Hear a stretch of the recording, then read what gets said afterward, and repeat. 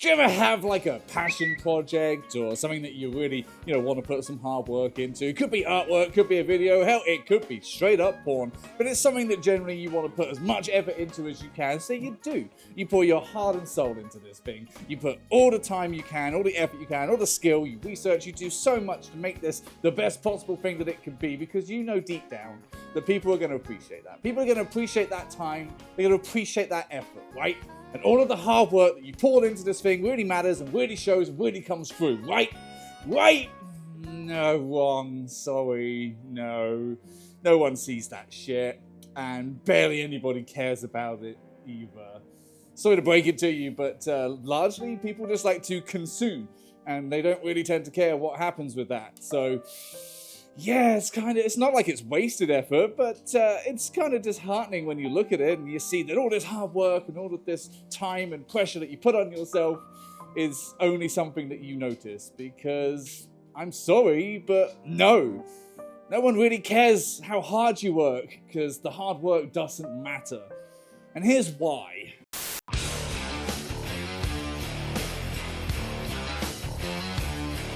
Now, one of the first major components to this is the fact that social media and the internet in general has pretty much destroyed our attention spans. Now, if you go back into the historical times that nobody really wants to actually fucking live in, you see things like tapestries and you see things like stained glass windows, which blew people's fucking minds because they never really got a chance to see that in their day-to-day life. That was a rare treat, and that was something that when they did see it, they really truly appreciated it because, wow, I don't know, you could do this out of cloth and shiny rocks. That's incredible. But now we have social media and we have sites like fucking Twitter, like Fur Affinity, like Instagram, like E621, and like maybe 5 people still have threads. And it's a constant stream of incredible artwork of people really showing off what human creativity can come up with. And that's hard to compete with because there's just so much of it. Our level for what is incredible has been pretty much destroyed because we've seen so much incredible stuff. And within that, you have full fucking rendered paintings which took weeks and looked so beautiful, and they're right next to 5-minute sketches that still look incredible, but they only took 5 fucking minutes. And when you weigh all those things up together and you just put them like 200 at a time down somebody's random I'm on the bus scrolling feed, pretty hard to get noticed, isn't it? So, how many times have you delivered something that you've really worked hard on? Something that you've really poured all your passion and hard work in. It's kept you up at night, you've been researching how to do it right, and you did the thing, and you uploaded it, and it got a sort of middling response. Only for you to then, 5 seconds later, or the next day, post just a random shit post that took you like 5 minutes on a random stupid fucking meme or something that you saw, and that shoots to the fucking moon, and that's suddenly the best thing that you've done in months. How often does that fucking happen? Be real with yourself, because it happens a goddamn lot. I've had it myself. I've had fully scripted videos that took me ages to work out, to research, to edit, to film, all of that jazz, and none of that will be able to compete with sticking my fursuit head on a fan that rotates and putting a fucking song to it. That's just the way it fucking works. Sometimes it doesn't matter how much work you put in, it just matters about what the end product looks like, and that's honestly what people care about most. They don't see the hard work. All they're seeing is the end result. They're not seeing the sleepless nights. They're not saying that you had to learn a new way to shade this or how to edit a photo or anything like that. They're not seeing that. They're just seeing the end result. And that's all realistically they care about. At least your larger audience. There might be a few people that really do care about the process, but it's only because you've let them in to show them. And not everybody is going to see that, are they? They're just going to see that end result, and that's all they care about. And it's shitty, and it don't deserve to only get attention for that, because you don't get this amazing artwork, you don't get this amazing video, you don't get all of this stuff without that hard work going into it. But people don't really care to see it. And this is why you see so many artists making reels, making TikToks, I was going to say Vines because I'm old, but making all of this content about how they make this stuff, because it's the only way that they can really keep the fucking content churning out, because it's not enough to deliver high quality art these days. You also apparently have to make a million fucking reels about how you made the goddamn thing. Otherwise the algorithm is going to take a massive dump on your page, resulting in no fucking views.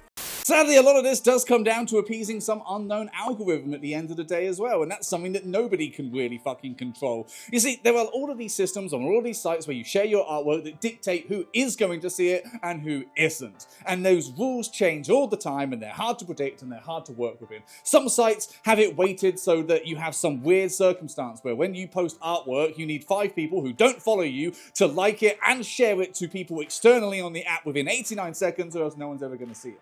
This shit is weird, it's bizarre, it's all over the fucking place, and you just can't compete with that. You can't compete with the way that their system is built, especially when they all have elements of pay to win. Because when you have sponsored posts, which are always going to get shown first, then you are being punished if you are not giving these people your money. That's not indicative of your skill as an artist, that's not indicative of the work that you put into it.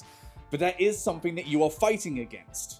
And that is something that's going to hit you pretty hard. And on top of that, these systems are completely fallible. Sometimes they just don't work. For instance, I have this random me showing my feet joke fucking TikTok reel. On Instagram, that got like nearly 3k views, maybe 2,800. But on TikTok, for no reason whatsoever, it got nuked at just 10% of that.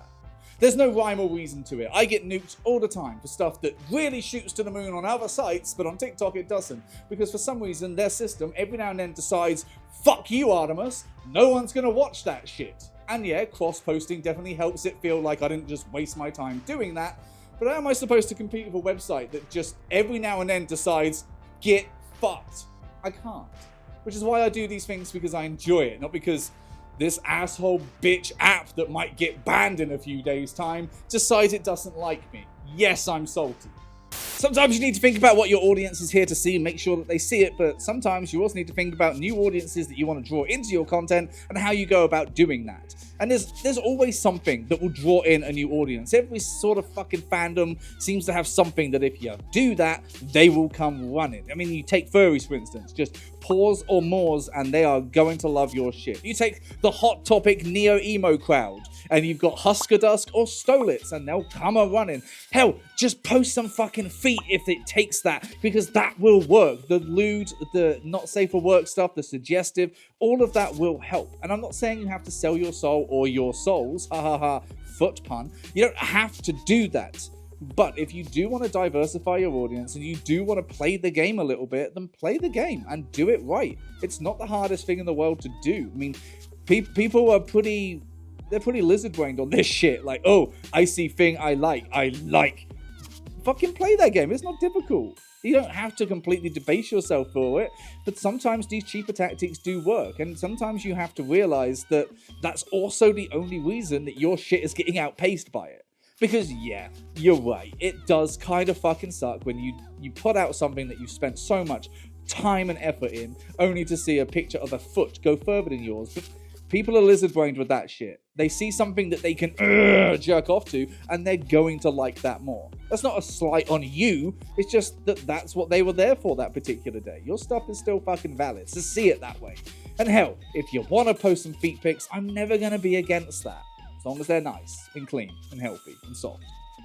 Ultimately, the biggest thing I ever learned on YouTube and doing all of this stuff is that you have to do it for you. And I've made this point a lot, and here I am making it again. It has to be something that you enjoy.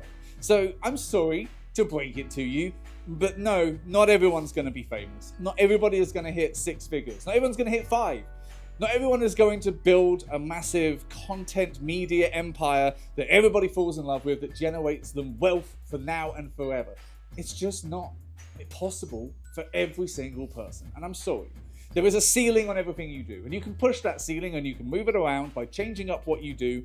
But ultimately, if that's all you're trying to do is get those views and get those likes and get those followers, there's easier ways to do it. There's easier ways. Why don't you just go and get some fucking Minecraft parkour shit and AI generate some Reddit stories on top of it? That'll get you all the fucking views you want. That'll get you all the followers. That shit thrives on the algorithm. But you have to think about what you actually want to get out of this process. Don't make something for the end result. Make it because you enjoy making it. Make it because you had something to say, something to show, something to demonstrate, and that you're happy that you did that.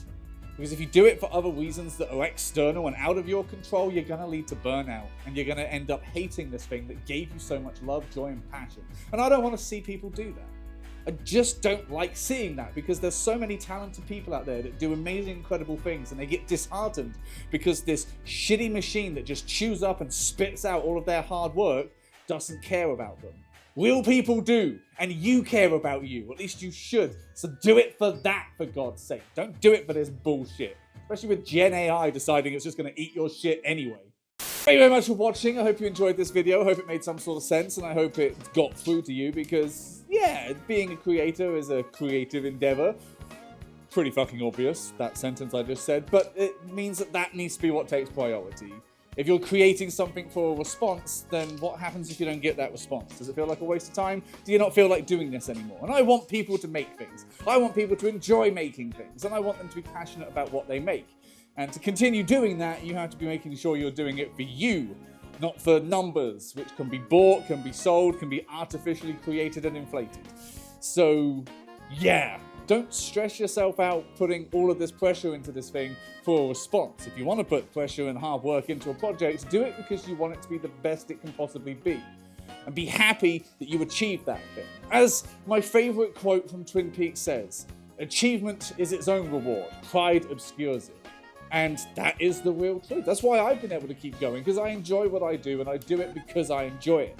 Yeah, it's nice when things go viral. Yeah, it's nice when people like my stuff. Of course it is. But that's not the be-all and end-all. And I don't feel like an absolute failure if some random technical glitch decides, fuck you, Artemis, no one's going to see this TikTok.